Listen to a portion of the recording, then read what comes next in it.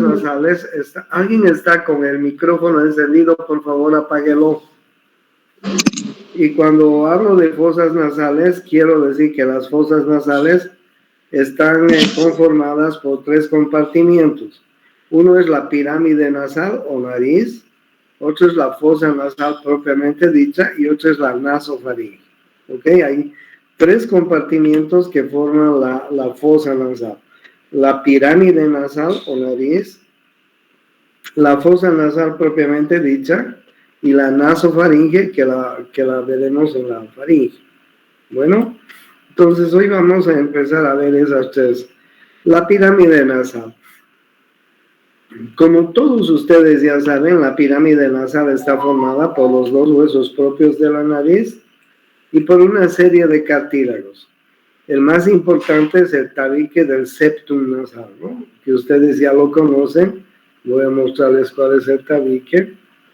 Aquí está el tabique, este es el tabique, ¿no? El tabique del septum nasal. Que ustedes saben que el tabique del septum nasal está en relación con la lámina perpendicular y el vómer, ¿no? Entonces, este tabique es el más importante de los tabiques que les estoy mostrando. Este tabique, el septum nasal, miren, imagínense que este es el septum nasal, ¿ya? El que está al medio, el tabique central.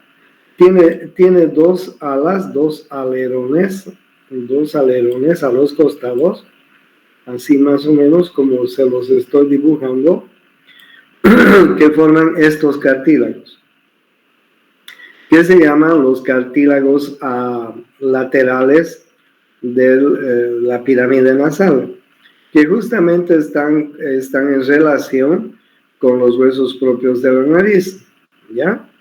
Debajo de estos cartílagos laterales vamos a encontrar un cartílago alar mayor, un cartílago alar menor y un poco de tejido adiposo que va a completar esta pirámide nasal que tiene la forma de una pirámide triangular. ¿Sí? Entonces, ¿quiénes conforman? Los 2 huesos nasales, los cartílagos laterales, los cartílagos alares mayores, los cartílagos alares menores y un poquito de tejido adiposo que completa y rellena la pirámide. Al medio está el tabique del septum nasal y este tabique del septum junto con otros 2 elementos van a formar el tabique central, ¿ya? Que van a terminar formando 2 fosas nasales, una fosa nasal derecha, una fosa nasal izquierda. Los orificios nasales de la pirámide nasal son conocidos también como narinas, ¿ya? Ustedes saben que en estos orificios nasales nosotros tenemos muchos folículos pilosebáceos, ¿ok? Raíz de pequeños vellos que tenemos en la nariz, pero además son sebáceos, secretan una pequeña secreción grasa que sirve de protección a las impurezas que entren con la respiración, ¿ya? La pirámide nasal es muy bien irrigada. Miren, este es el agujero supraorbitario, ¿sí? Donde pasan vasos y nervios supraorbitarios. Más abajo está la escotadura nasal, por donde salen, ustedes pueden ver vasos y nervios nasales, y ahí ustedes pueden ver vasos y nervios nasales que vienen al dorso de la nariz. Por otro lado, ustedes están viendo el agujero infraorbitario, por donde emergen vasos y nervios infraorbitarios, y de la misma manera pueden ver cómo los vasos y nervios nasales, los vasos y nervios infraorbitarios y ramas de la arteria facial que está cruzando la cara son los encargados de inervar e irrigar la pirámide nasal, que es muy bien inervada y es muy bien irrigada. ¿Ok? Entonces, miren, aquí está de nuevo el agujero supraorbitario. Aquí está la escotadura nasal, por donde emergen vasos y nervios nasales. Y ahí ustedes están viendo los vasos y nervios nasales que vienen al dorso de la nariz, en fin, ¿ya? Aquí están viendo el agujero infraorbitario, por donde están saliendo vasos y nervios infraorbitarios que vienen a la nariz. Y aquí están viendo la arteria facial que va a dar ramas a todo el dorso de la nariz. O sea, irrigado e inervado muy bien, ¿ya? La fosa nasal está limitada por una cara lateral, que es esta que les estoy mostrando, y ustedes ya la conocen. Cuando veíamos huesos de la cara, hemos ido viendo. Miren cómo está, pues a ver, imagínense ustedes que yo les digo que me describan la fosa nasal. Entonces, al medio de la fosa nasal está el septum nasal, el tabique central. ¿Sí? Y la fosa nasal está formado por un techo, una pared lateral y un piso, ¿ya? Y la otra fosa nasal está formado por un techo, una pared lateral y un piso. Ok, si esta es la fosa nasal derecha o esta es la fosa nasal izquierda, cualquiera de las dos fosas, y nosotros describimos sus paredes, tienen una pared medial, que es el tabique central, tienen una pared lateral, que es esta que estamos viendo en la figura. Ahora bien, esta pared lateral, ¿cómo está constituida? Ahí ustedes tienen los cartílagos laterales, los cartílagos alares mayores. Ahí tienen la parte interna del hueso propio de la nariz, con su espina nasal. Ahí tienen la parte interna del maxilar, con su apófisis frontal. Ahí tienen la parte interna del hueso lagrimal. Ahí tienen la cara interna o medial de las masas laterales del etmoides, con su cornete superior, medio e inferior. El cornete inferior es parte de los huesos de la cara. Más atrás tienen la lámina vertical del palatino y más atrás está la apófisis pterigoides. Entonces, todos estos elementos forman parte de la cara lateral de la fosa nasal. La fosa nasal, yo se las estoy mostrando, miren, es así. Esa es la cara lateral. Claro, las fosas nasales están tapizadas por una mucosa, por una sola mucosa. Y cuando la fosa nasal se la ve tapizada por una mucosa, no se la ve como yo les estoy mostrando. Estos son los huesos que conforman la pared externa.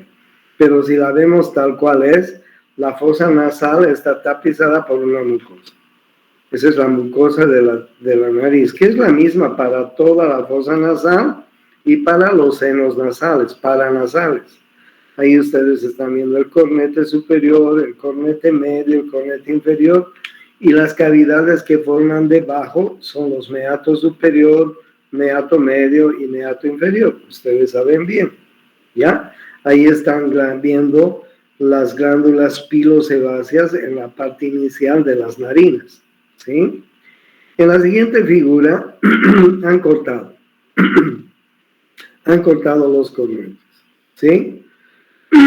Miren dónde está el cornete superior, el medio y el inferior. En esta figura han cortado el cornete superior, aquí estaba el cornete, aquí está el cornete medio y aquí está el cornete inferior.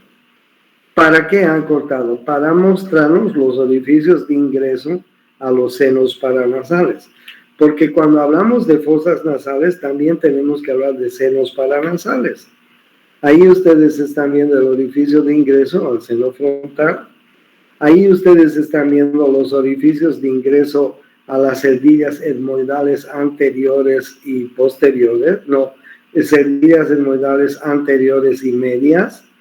Ahí están viendo el orificio de entrada al seno maxilar.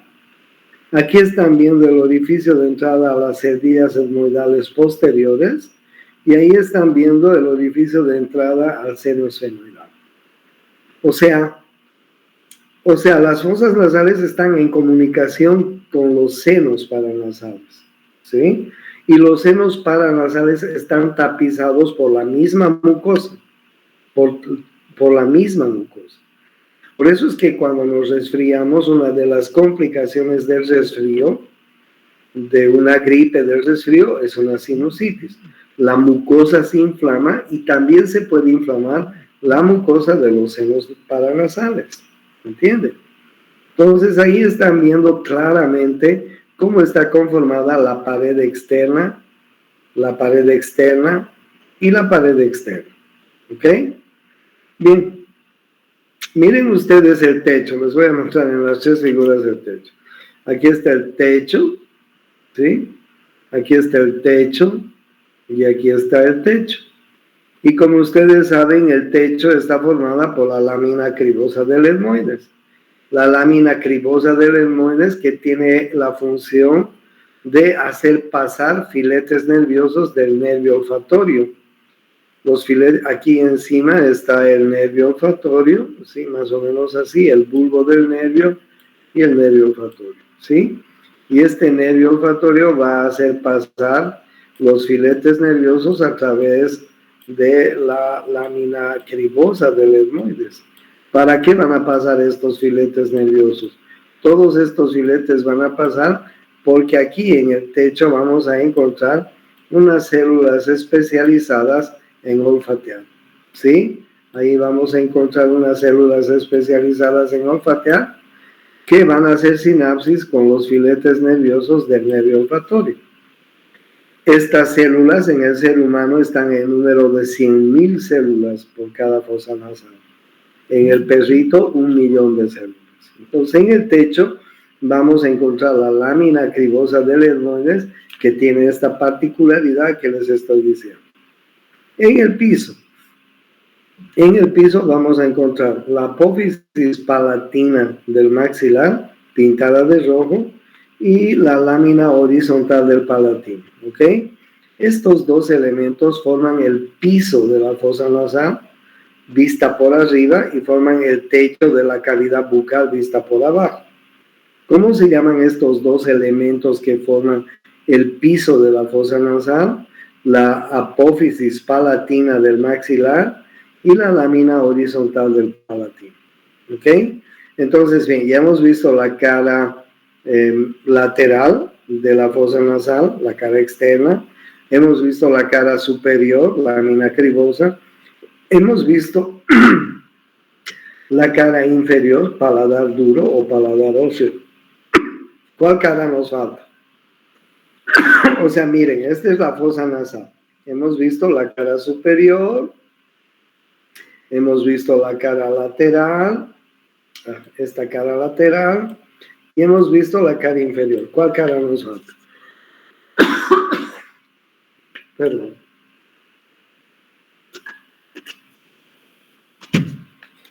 ¿Dónde están? ¿Dónde están? La medial. ¿Dónde están? ¿Se durmieron? La cara medial. Claro que sí. Falta la cara medial. Falta la cara medial. Correcto, bien contestado. Falta la cara medial. La cara medial, como todos ustedes, está conformada por el tabique central de las fosas nasales, que aquí estamos viendo tapizada por la misma mucosa también. Y si la vemos sin mucosa, ese tabique, ya saben ustedes que está conformado por el cartílago del septum de la nariz, por la lámina perpendicular del etmoides y por el borde. Estos tres elementos forman el tabique central de la fosa nasal, ¿sí? Si lo vemos tal cual es, pues ahí está tapizada por la misma mucosa. Y además limitando en la parte posterior los orificios posteriores de entrada a las fosas nasales. ¿Cómo se llaman estos orificios posteriores? ¿Quién me dice? Me olvidé. ¿Quién me dice? Porque estos hemos dicho que se llaman narinas, ¿no es cierto? Y estos de atrás, ¿qué se llaman? ¿Quién sabe? ¿Quién sabe qué se llama? ¿Cómo se llama los orificios posteriores de ingreso a las fosas nasales. Se llaman coanas, ¿ok? Aquí está el tabique y los orificios posteriores se llaman coanas. Muy bien. Este es el techo, este es el piso, esta es la pared medial y la pared lateral es esta, ya lo hemos visto, ¿ok? Y de esta manera está conformado la fosa nasal, que como les dije, está muy bien irrigado por diferentes arterias y por diferentes nervios, ¿ya? Ustedes van a ver una figura en este momento, que es la lámina cribosa del nervio olfatorio, y los filetes nerviosos del nervio olfatorio que están ingresando a la lámina cribosa. Estos filetes van a hacer sinapsis con las células olfatorias, ¿sí?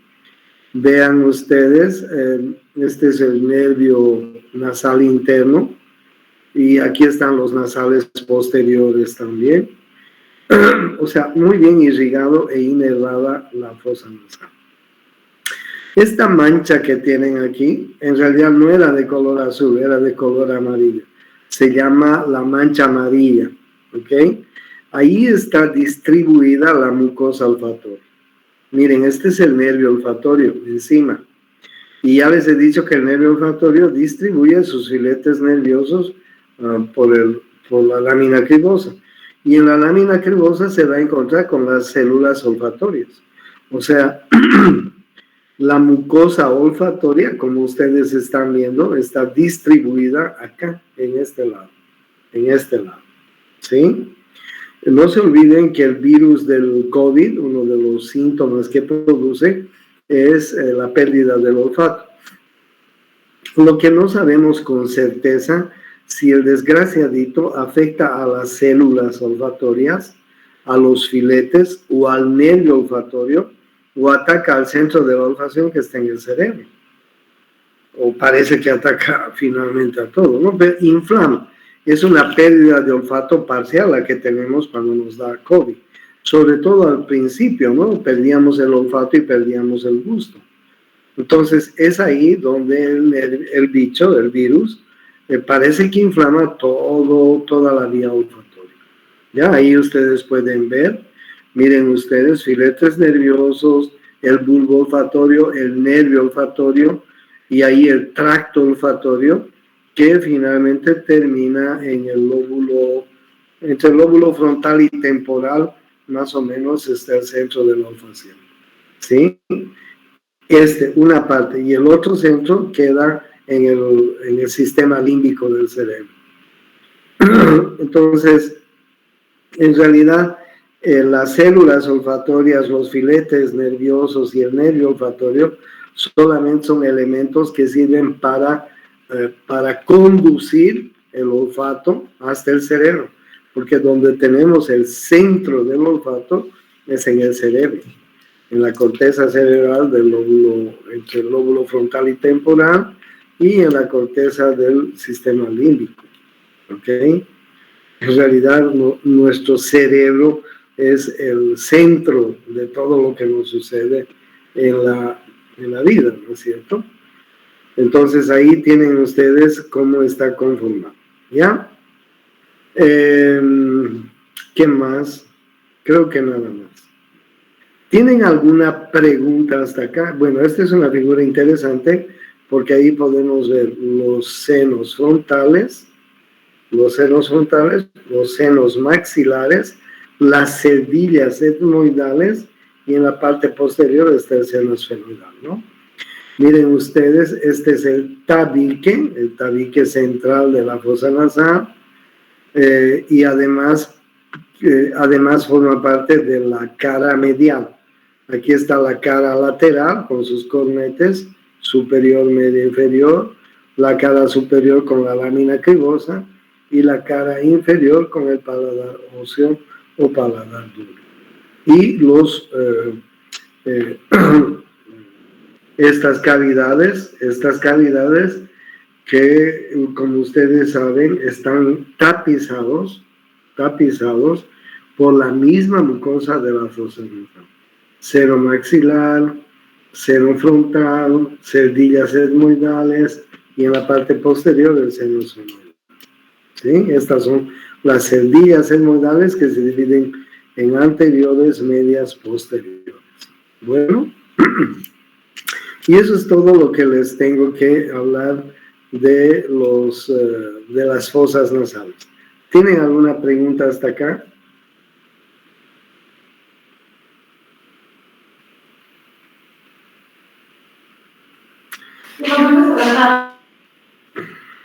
Ya. ¿Cómo está conformado? Parece que no hay preguntas. ¿Cómo está conformada la cavidad bucal? La cavidad bucal está conformada por tres partes. El vestíbulo, es esta parte de aquí. Miren ustedes, vestíbulo. La cavidad bucal propiamente dicha, cuyo contenido es la lengua. Y la parte bien posterior es la orofaringe. ¿Ya? ¿Qué es el vestíbulo? El vestíbulo es la parte de la cara anterior o externa de los dientes y la parte interna de los labios y mejillas. Ese es el vestíbulo. Donde nosotros vamos a ver donde vamos a ver alvéolos dentarios y los dientes que encajan en los alvéolos dentarios. Y una mucosa que fijan los alvéolos dentarios y los dientes que se llama mucosa gingival. La gente conoce con el nombre de encías. ¿No es así? ¿No es así? En la parte anterior del vestíbulo tenemos un frenillo del labio superior, un frenillo del labio inferior. Y en la parte lateral del vestíbulo, más o menos frente al segundo molar superior, tenemos el orificio del conducto parótido. Ahí es donde drena la glándula parótida. ¿Sí? Justamente frente al segundo molar superior en el vestíbulo. En síntesis, ¿qué es el vestíbulo? Es la parte externa, el límite es la parte externa de los dientes, de todos los dientes, y la parte interna de los labios y las mejillas. ¿Ok? Ahí vamos a encontrar una mucosa que se llama la mucosa gingival, encías, pero el término médico es mucosa gingival. En la parte anterior vamos a ver un frenillo superior, un frenillo inferior. Ese es el vestíbulo. Ese es el vestíbulo. ¿Ya? La otra parte de la cavidad bucal es la cavidad bucal propiamente dicha. La cavidad bucal propiamente dicha. La cavidad bucal propiamente dicha está formada por el paladar, está formada por el piso de la boca, fundamentalmente, ¿ya? ¿Y cómo está formado el paladar? Como ustedes ya saben, el paladar tiene un paladar duro y un paladar óseo y un paladar musculoso, un paladar duro y un paladar blando, si quieren. Miren, ¿cómo está formado el paladar óseo? Ustedes ya lo saben. La apófisis palatina del maxilar y la lámina horizontal del palatino. ¿Ok? Ese es el paladar óseo o paladar duro. ¿Y cómo está formado el paladar blando? El paladar blando está formado por una serie de músculos importantes e interesantes. Aquí hay una aponeurosis que se llama la aponeurosis del músculo tensor del velo del paladar. Y los músculos que forman el paladar blando o paladar musculoso son el velo del paladar, el elevador del velo del paladar, el elevador del pelo del paladar, el palato gloso, el palato faringio, el músculo de la úvula, ¿sí? Tensor del velo del paladar, el músculo tensor del velo del paladar, el músculo elevador del velo del paladar, el músculo palatogloso, el músculo palatofaringio y el músculo de la úvula. Estos músculos forman el paladar blando. ¿Cómo está formado el paladar óseo? Apófisis palatina del maxilar, lámina horizontal del palatino. ¿Cómo está formado el paladar blando? Una aponeurosis del músculo tensor del velo del paladar, el músculo tensor del velo del paladar, el músculo elevador del velo del paladar, el músculo palatogloso, el músculo palatofaringeo, el músculo de la úvula. Así está formado el paladar duro y el paladar blando. Ustedes saben que en el paladar hay orificios. Aquí está el orificio palatino anterior, el orificio palatino mayor y más atrás el orificio palatino menor. Por esos orificios palatinos anteriores, palatinos mayores y palatinos menores, emergen vasos y nervios palatinos anteriores, palatinos mayores y palatinos menores, que van a venir a irrigar y a inervar todo el paladar de la cavidad bucal. ¿Ya? Bien, esa es la parte del paladar. Debajo de esto hay una serie de glándulas que se llaman las glándulas palatinas. Miren ustedes, son glándulas microscópicas que son glándulas microscópicas y salivales. ¿Ya? Para que no se olviden, hay 3 glándulas salivales mayores y hay 3 glándulas salivales menores. Por favor, no se olviden, ¿cuáles son las 3 glándulas salivales mayores? Las 3 glándulas salivales mayores son la parótida, la glándula parótida, la sublingual y la submaxilar. Esas son las mayores. ¿Y cuáles son las 3 glándulas maxilares, salivales menores? Las palatinas, las linguales y las labiales, que son microscópicas. No se las ve porque son microscópicas y muchas, en gran número, ¿ya? Si ustedes se tocan el paladar, siempre tienen el paladar con saliva. Si ustedes se tocan la parte interna del labio, siempre lo tenemos húmedo. Son las glándulas labiales. Y la lengua siempre está humedecida por las glándulas linguales, ¿ya? Y encima de estas glándulas palatinas tenemos la mucosa palatina, que está conformada, como ustedes están viendo acá, está conformada por un pliegue palatino medio, ustedes ven acá, y por unos pliegues palatinos transversos. Si ustedes se tocan la mucosa del paladar, van a ver que esa mucosa del paladar tiene un pliegue palatino medio y pliegues palatinos transversos, ¿ok? De esa forma está formado nuestro paladar, el techo de la cavidad bucal. ¿Tienen alguna pregunta hasta acá?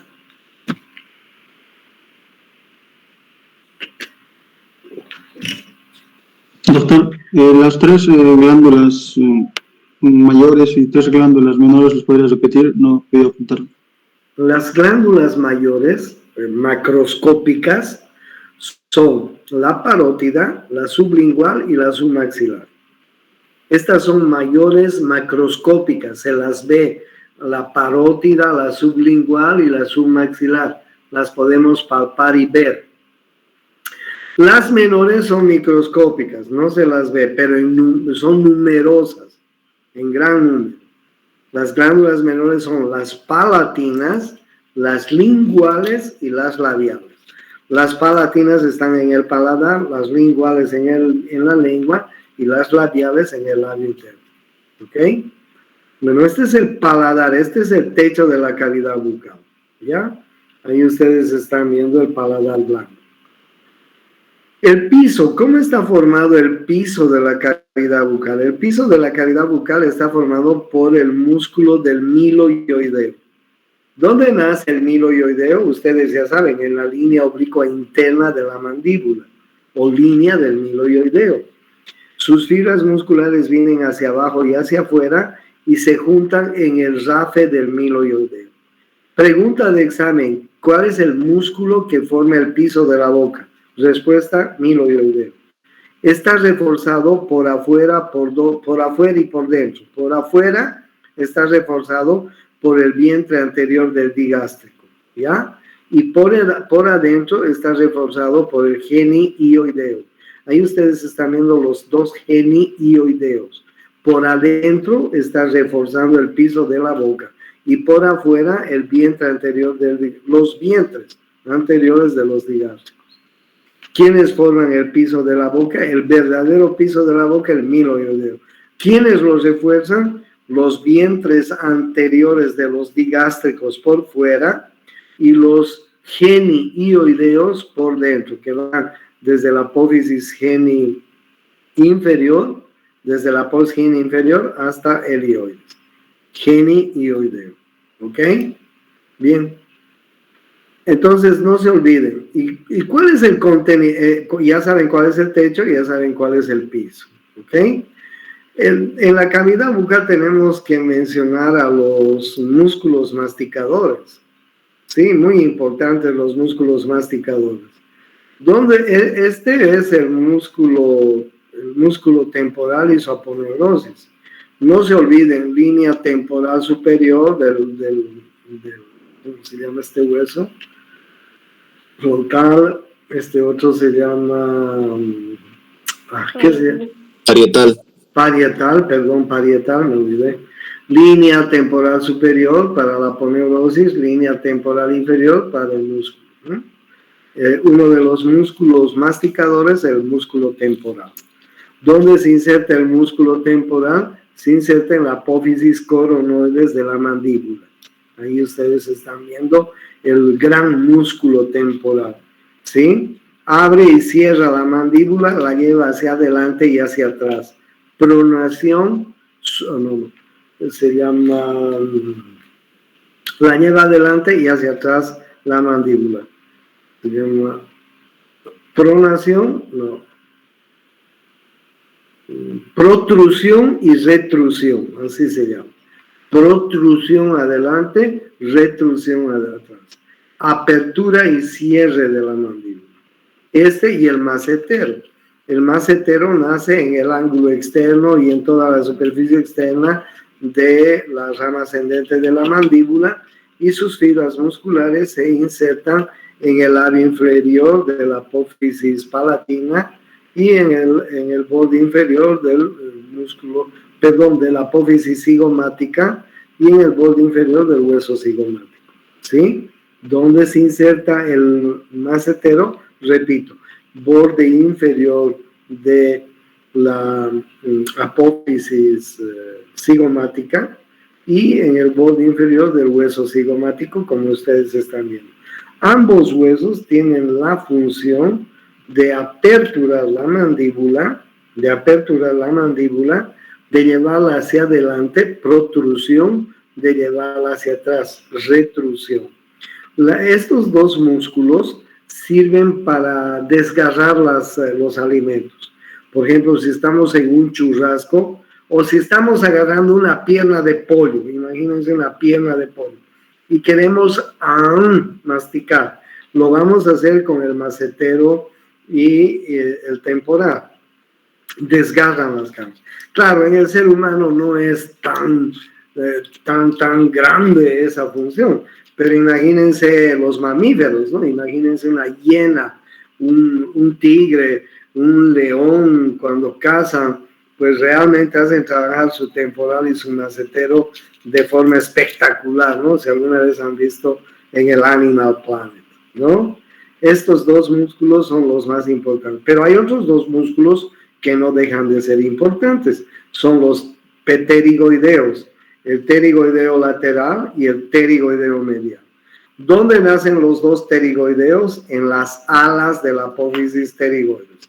El pterigoideo lateral nace en el ala lateral, el pterigoideo medial en el ala medial de la apófisis pterigoides. ¿Dónde se inserta el pterigoideo lateral? Por dentro del cóndilo de la mandíbula. ¿Dónde se inserta el pterigoideo medial? En el ángulo interno de la rama ascendente de la mandíbula. ¿Ok? Estos dos músculos lateralizan la mandíbula, o sea, nos ayudan en la masticación, nos ayudan a formar el bolo alimenticio. Los cuatro músculos están inervados por el nervio mandibular, rama del quinto par, ¿ok? El quinto par se comporta cuando inerva los músculos masticadores como motor. Normalmente el trigémino, chicos, es sensitivo, es un nervio sensitivo. da la sensibilidad a la cabeza, excepto con los músculos masticadores. El trigémino, a través de su nervio mandibular, que es quien inerva estos músculos, tiene una inervación motora. Miren, el pterigordeo lateral tiene dos vientres, un vientre superior, un vientre inferior, que se inserta por dentro del cóndilo, ¿sí? Refuerza la articulación temporomandibular de forma muy importante. Y aquí está el pterigordeo mediano. ¿Tienen alguna pregunta? ¿Quién inerva motoramente los masticadores? El trigémino. ¿Ok? Pero ojo, el trigémino es sensitivo, no es motor. Le da sensibilidad a toda la cabeza. Sí, es verdad, pero a los músculos masticadores les da inervación motora. ¿Está claro? No se olviden de eso. Estos son los dientes, miren, los dientes tienen, estos dientes de leche, ¿ok? Los dientes de leche, incisivo central, incisivo lateral, pues ahí tienen un canino y los dos molares. 5 en cada lado. 5 aquí, 5 en el otro lado, 10. Y abajo también 10, 20. En la niñez tenemos 20 dientes, solamente 20. 5 en cada mitad, ¿ok? Cuando somos adultos, tenemos, miren, en cada lado, 2 incisivos, uno central, uno lateral, un canino, primer premolar, segundo premolar, primer molar, segundo molar, tercer molar. Tenemos, ¿cuántos? 1, 2, 3, 4, 5, 6, 7, 8.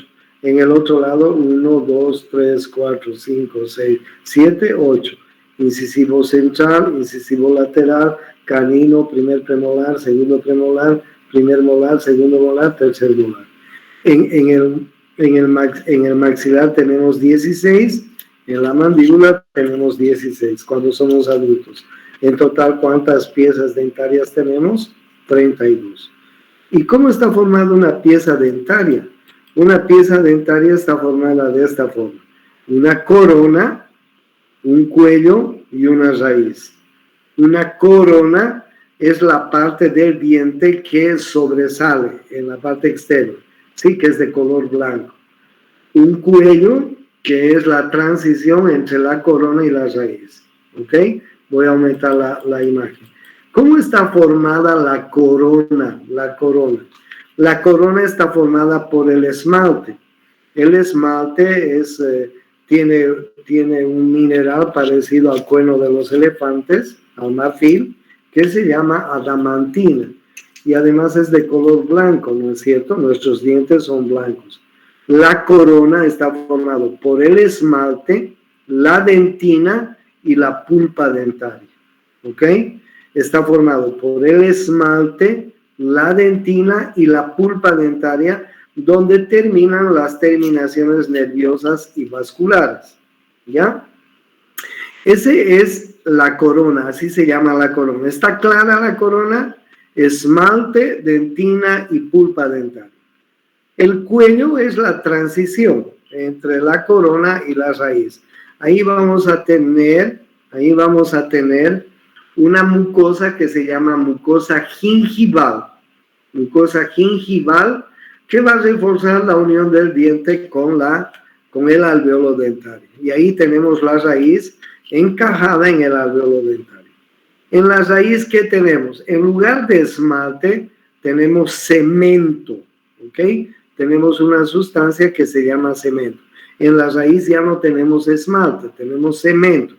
Tenemos dentina, igual que en la corona. Y además tenemos los conductos radiculares. Los conductos radiculares por donde están entrando una terminación nerviosa, una terminación vascular, ¿ok? Es decir, un nervio, una arteria y una vena, ¿ok? ¿Alguna vez les han dicho tratamiento de conductos? Sí, los dentistas se meten en estos conductos y colocan sustancias que van a neutralizar al nervio. No vamos a sentir dolor. Claro, Ese es un tratamiento, un trabajo que hace con mucha delicadeza, con mucha pasión el dentista, ¿no es cierto?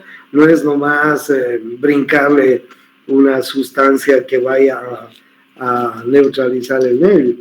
Tiene que limpiar, tiene que meter sus instrumentos, limpiar bien, hacer varias pruebas, en fin, no es fácil eso.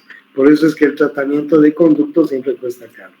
¿Cuáles son las partes del diente? Una corona, un cuello y una raíz. ¿Qué tiene la corona? Un esmalte, una dentina y una pulpa dentaria. ¿Qué tiene el cuello? Mucosa gingival. ¿Qué tiene la raíz? Cemento, dentina y el conducto radicular. Y listo. Así está conformado el diente. ¿Ok? Todos los dientes tienen la misma conformación. Cualquiera de estos, ahí ustedes están viendo incisivos, caninos, premolares, simolares, todos tienen la misma conformación. Corona, cuello y raíz. ¿Tienen alguna pregunta? Ya. ¿Cuál es el contenido de la cavidad bucal? El contenido de la cavidad bucal es la lengua. La lengua, miren ustedes, tiene una cara. ¿Cuándo tenemos clases mañana? ¿Cuándo tenemos clases con ustedes? Mañana con el grupo K, doctor. No, pero clases presenciales ya no tenemos, ¿no? Esta semana. No. Sí tenemos en el anfiteatro. No, pero presencial no. Y ya, entonces fíjense, clase teórica les decía. ¿Cómo está conformada la lengua? Este es el dorso de la lengua. La lengua está dividida en dos partes, una parte anterior, una parte posterior. Está dividida por un surco. Miren el surco. Este surco se llama el surco terminal. Y al medio del surco terminal está el agujero ciego. ¿Ya? Para adelante, ¿sí? Y para atrás. Para adelante tiene papilas gustativas. Para atrás también tiene papilas gustativas. Y sobre todo linfoides, linfáticos, ¿ya? Bien, miren en la parte posterior de la lengua cómo sobresale el cartílago de la epiglotis. El cartílago de la epiglotis es un cartílago que pertenece a la laringe, que sobresale en el fondo de la lengua. Si tú bajas a alguien la lengua con un bajalenguas, vas a encontrarte con el cartílago de la epiglotis, que es un cartílago que pertenece a la laringe. Tiene su pliegue glosoepiglótico medio, tiene sus pliegues glosoepiglóticos laterales y tiene su valécula ahí al fondo. Este cartílago se llama epiglotis. Es un cartílago de la laringe que sobresale en la parte posterior. Pliegue glosoepiglótico medio, pliegue glosoepiglóticos laterales y valécula, ¿ya? A los lados tiene la cerda amigdalina, donde está la amígdala palatina. Miren ustedes la amígdala palatina. La amígdala palatina está dentro de una cerda. Pregunta de examen, ¿cuáles son los límites, los pilares de la cerda amigdalina? La cerda amigdalina tiene dos pilares. Un pilar anterior que se llama palatogloso, un pilar posterior que se llama palatofaringio. De nuevo, esta es la cerda amigdalina. En la cerda amigdalina vamos a encontrar la amígdala palatina. La cerda amigdalina tiene dos pilares, un pilar anterior, palatogloso, un pilar posterior, palatofaringio. ¿Ok? Esta es la epiglotis, con sus pliegues glosoepiglótico medio, glosoepiglóticos laterales y valécula. Este es el dorso de la lengua y esta es la parte anterior, el cuerpo de la lengua, donde tenemos numerosas papilas gustativas. Numerosas papilas gustativas que tienen diferente forma. Filiformes, que son en punta, fungiformes, que parecen hongos, cornificadas como cuernitos. Ahí están viendo una papila circunvalada, en fin, una amígdala lingual, diferentes tipos de papilas, Si nosotros dividimos la lengua en 2/3 anteriores, ¿sí? Y 1/3 posterior, en los 2/3 anteriores va a inervar el séptimo par craneal. No se olviden nunca. En los 2/3 anteriores, aquí en los 2/3 anteriores, va a inervar séptimo par craneal. En los 2/3 anteriores hay papilas gustativas para el dulce, para el salado y para el ácido. ¿Ok? Así están distribuidas. ¿Quién inerva los 2/3 anteriores de la lengua? Séptimo par. Y el tercio posterior está inervado por el noveno par. El noveno par, el glosofaringio, inerva las papilas gustativas para el amargo. Entonces, bien, tanto el séptimo par como el noveno par van a dar una inervación de tipo sensorial a la lengua. No se olviden, la lengua tiene una inervación sensorial porque inervan sus papilas gustativas. El séptimo par, los 2/3 anteriores, y el noveno par, el tercio posterior. El séptimo par, papilas gustativas para el dulce, salado y amargo. El noveno par, papilas gustativas el séptimo par, papilas gustativas para el dulce, salado y ácido. ¿Sí? El noveno par, papilas gustativas para el amargo. No se olvide. Así, ¿está claro? ¿Está entendido? Muy bien. La lengua, finalmente la lengua, tiene músculos. Tiene músculos que se llaman extrínsecos, tienen músculos que se llaman intrínsecos. Extrínsecos quiere decir que vienen de afuera hacia la lengua.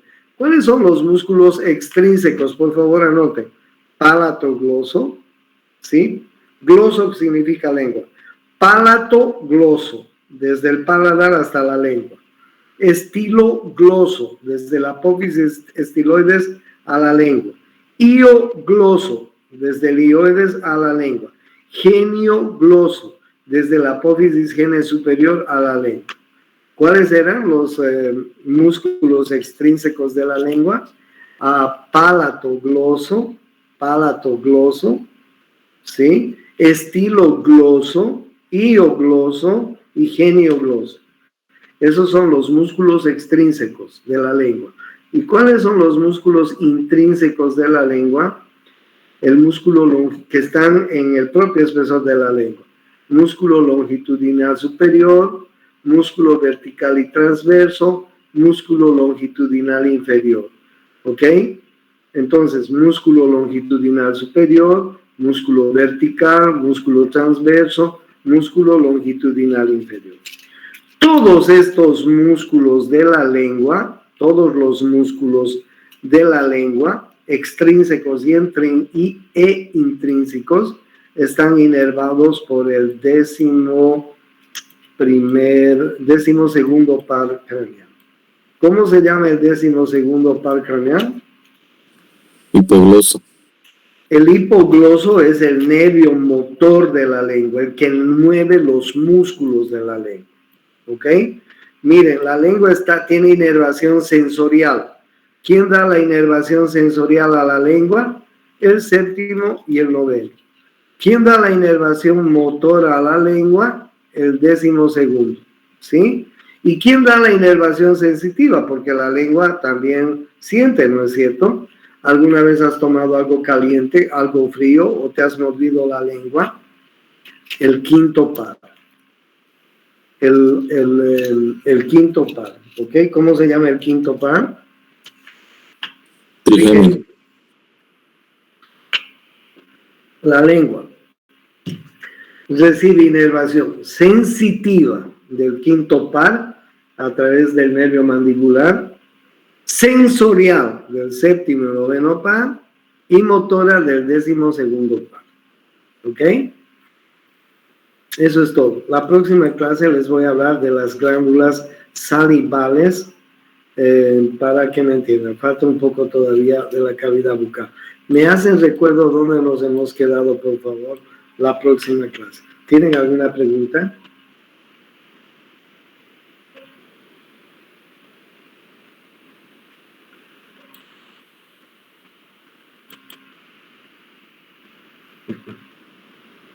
Se durmieron.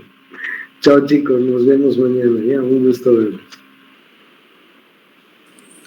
Hasta luego, Buenas noches, doctor. doctor.